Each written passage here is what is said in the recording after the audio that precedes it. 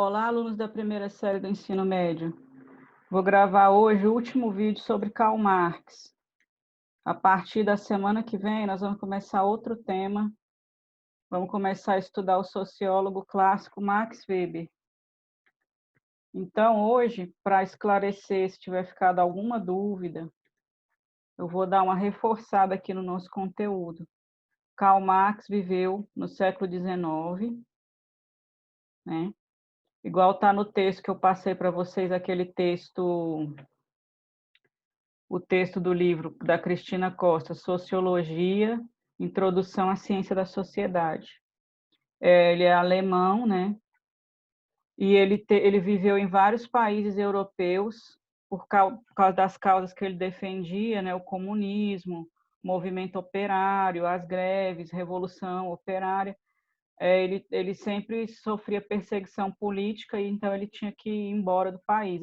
Viveu na Inglaterra, na França, na Alemanha, em vários países, né? Tem um filme sobre a vida dele, é uma biografia no YouTube, chama O Jovem Karl Marx. Quem quiser assistir, é muito bom, né? Que conta a história da vida dele, uma biografia. As ideias do Karl Marx, elas revolucionaram a maneira de pensar a sociedade. Por quê? Porque ele tem a ideia da revolução, né? Que a sociedade teria que ser modificada e superar a sociedade dividida em classes. Então, ele sempre esteve envolvido com os movimentos operários, né, que buscavam melhores condições de trabalho, naquele período na Europa, né, no século XIX. E aí ele tem o conceito, ó, a ideia de alienação. Vamos começar aqui, o materialismo histórico. Marx pôde pesquisar a origem e o desenvolvimento do capitalismo, relacionando ao desenvolvimento histórico das nações, em particular da Inglaterra. Então, ele fazia uma análise histórica, né, para poder compreender como que a sociedade tinha chegado àquela situação que estava naquele período. E aí ele desenvolveu esse conceito aqui, ó, como funciona, para responder à pergunta como funciona o capitalismo, ele desenvolveu o conceito de alienação. Aí ele disse que a indústria, a propriedade privada, quem tem a propriedade privada? A burguesia, né? O assalariamento, quem é o assalariado? Proletariado, a classe trabalhadora. Alienam ou separam o operário dos meios de produção. Então, quando o operário estava na prática do trabalho dele, né, na fábrica, ele não tem noção do que ele está produzindo, o que ele produz não pertence a ele. E ele está sofrendo uma exploração que o Karl Marx chama de mais-valia, que a gente vai ver aqui no próximo slide. Então, o operário ele é separado dos meios de produção. Os meios de produção é a fábrica, as máquinas que pertencem ao burguês, né? A burguesia. E ele é separado também do fruto do seu trabalho. O que ele produz não pertence a ele. E tudo isso que ele produziu e os meios de produção são a propriedade privada do empresário capitalista, que é a burguesia. Se a gente for pensar, o Karl Marx, ele fala da questão dos meios de produção. O trabalhador assalariado, ele não possui esses meios de produção, ele vende a força de trabalho dele para poder sobreviver, que com o salário ele vai sobreviver, mas não tem como ele acumular capital, igual o burguês, né? que através da mais-valia ele vai acumular capital. Na sociedade dividida em classes, o Estado representa a classe dominante. Né? O Estado, o aparato estatal, o governo, tudo isso vai defender os interesses da classe dominante, vai agir para manter aquela classe dominante no poder, né? A burguesia.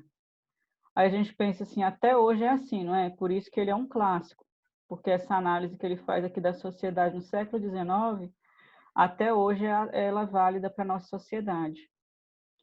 A liberdade, a justiça, direitos inalienáveis e considerados naturais pelo liberalismo não resistem às evidências das desigualdades sociais promovidas pelas relações de produção. Porque o Karl Marx ele critica o liberalismo, né? que o liberalismo ele fala que a sociedade, ele prega a propriedade privada, o individualismo, as relações, o Estado não intervir na economia. E o Karl Marx critica que ele fala que esse sistema defende apenas os interesses da burguesia, porque ele não acaba com a desigualdade social e mantém as relações de produção, que são essas, onde eu tenho a burguesia com os meios de produção e o proletariado só vendendo a força de trabalho dele. Dessa divisão se originam as classes sociais, os proletários, trabalhadores que vendem sua força de trabalho em troca de salário, e os burgueses que possuem os meios de produção sob a forma de propriedade privada, apropriam-se do produto do trabalho de seus operários em troca do salário do qual eles dependem para sobreviver.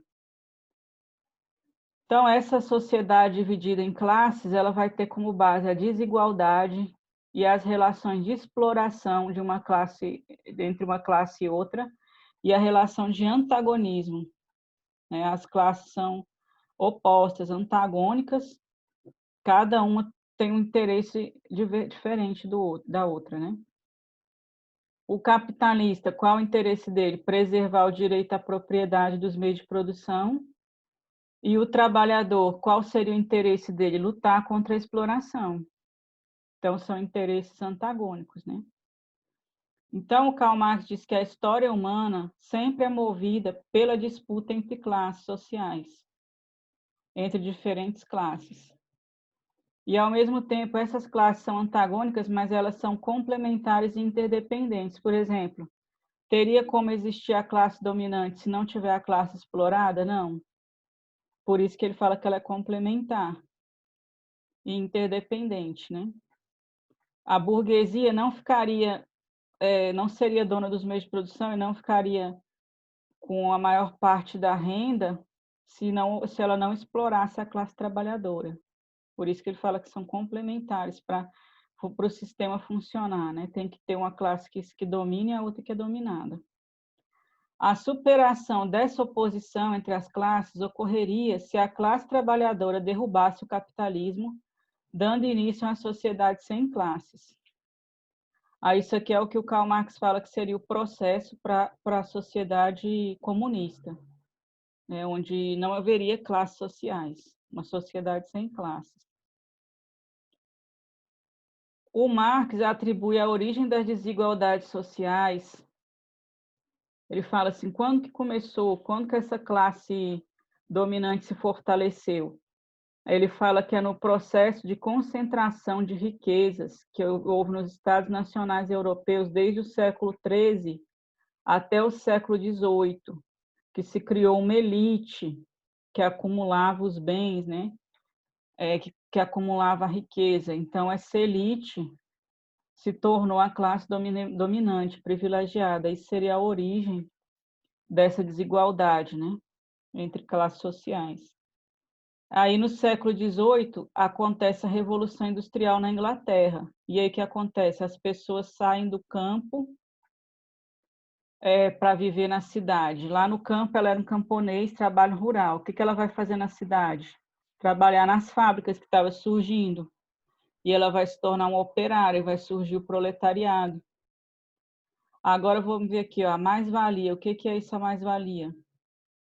É o processo de acúmulo de riquezas através da exploração do trabalho da classe trabalhadora. Aí aqui tem um exemplo para a gente entender. Vamos imaginar uma fábrica de sofás. O trabalhador produz sofás. Supondo que ele produz 15 sofás por mês, o trabalho total do mês que ele trabalhou resultou em 15 sofás, com um valor de R$300 cada. O valor obtido com a venda é de 4.500. Só que com o processo de alienação, né, o trabalhador não tem noção que ele produziu isso aqui. Então, ele produziu 4.500, né, para essa fábrica, mas ele não tem noção que ele fez isso. Ele foi trabalhando diariamente, não sabe quanto ele produziu. Então, o total obtido com a venda, 4.500. O custo de fabricação, 1.000. Aí tira desses 4.500, tira 1.000. O salário do trabalhador que produziu os sofás, 1.000. Então, tira mais esses 1.000. Aí ainda vai sobrar quanto? 2.500, que é o lucro do burguês, o lucro do dono da indústria. Esse lucro que o Karl Marx chama de mais-valia. Esse lucro é o excedente da força do trabalhador, ou a materialização da exploração. O trabalhador, ele produziu esse lucro de 2.500, mas ele só recebeu o saláriozinho dele de 1.000, né? Então, o trabalho dele foi explorado, ele não ganhou correspondente ao que ele produziu. E dessa forma aqui que o burguês vai acumular capital, a partir do lucro, da mais-valia, que ele tira da exploração da força trabalhadora. Aqui, ó, uma coisa é o valor da força de trabalho, o salário. Ganha um salário mínimo, né? É o valor da força de trabalho dele. A outra coisa é quanto esse trabalho rende para o dono da empresa, para o capitalista. Ele ganha um salário mínimo, mas o lucro que ele dá para a empresa é muito maior do que um salário mínimo. O valor excedente produzido pelo operário é a mais-valia. O capitalista, o dono da empresa, pode obter mais-valia procurando aumentar a jornada de trabalho. Isso aqui são estratégias, né, que ele pode fazer para ter um lucro maior ainda, aumentar a jornada de trabalho, melhorar a tecnologia de produção. A tecnologia pode aumentar a produtividade, a força de trabalho vale cada vez menos e o operário se torna um mero apêndice da máquina. Né? Quando as máquinas atuais, né, que são bem desenvolvidas, né, o operário vai lá e ele opera a máquina, não é mais ele que faz o trabalho diretamente, né? Ele se torna um apêndice da máquina, só um complemento, né? E aí isso desvaloriza ainda mais o trabalho dele. Outra coisa que eu queria falar, a questão da... eu falei aqui, o trabalho, essa alienação, né? O trabalhador não tem noção do que ele produziu, o que ele produziu não pertence a ele, a gente pensa, mas é assim mesmo? Tá certo. Quando que foi diferente? Foi diferente antes da Revolução Industrial, quando a produção era artesanal. Então, quando a produção era artesanal, a pessoa que estava produzindo, ele tinha noção de todas as etapas, desde quando ele pegava a matéria-prima até o produto final. E o que ele produzia pertencia a ele. É esse trabalho que o Karl Marx está comparando. Aí esse trabalho não é alienado, que ele tem noção de tudo que ele está produzindo. Ele domina todo o processo produtivo e o produto final pertence a ele, não é de ninguém. É dele, ele vai vender.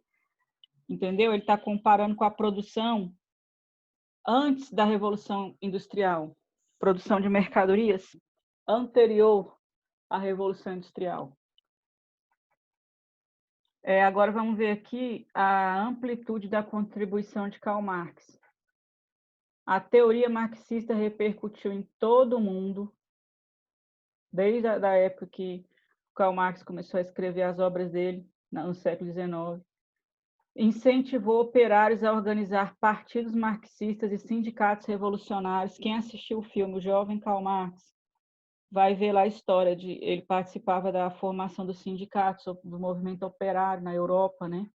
Em vários países da Europa, na França, na Alemanha, na Inglaterra. Então, levou intelectuais à crítica da realidade, que ele é o mais crítico dos clássicos, né? E influenciou as atividades científicas de modo geral e as ciências humanas em particular. Ele é estudado tanto na filosofia, quanto na sociologia, nas ciências humanas em geral, na história, né? Nas ciências humanas em geral. É um autor de grande importância, né? Então, a teoria marxista ela tem um caráter militante, porque o próprio Karl Marx ele era um militante no movimento operário. Né? As ideias propostas estão voltadas para a ação prática e para a praxe revolucionária. Então, ele esperava que fosse acontecer uma revolução, né? Para acabar com a sociedade desigual e com a exploração da classe trabalhadora. A sociedade é constituída de relações de conflito e é de sua dinâmica que surge a mudança social. Que ele falava assim, ó, como teve a ascensão da burguesia na Revolução Francesa, que a burguesia era do terceiro estamento, né? Ela era uma classe explorada. Aí eles, com a Revolução Francesa, eles ascenderam e se tornaram classe dominante. Então ele falava que esse processo, que as classes mudam de lugar, né? Que a classe dominada se torna a classe dominante, ele acontece e aconteceria novamente, né? No contexto histórico. A teoria marxista teve ampla aceitação tanto teórica e metodológica quanto política e revolucionária. A Revolução Russa, em 1917, criava no mundo o primeiro Estado operário. Essa revolução impulsionou a teoria marxista em todo o mundo.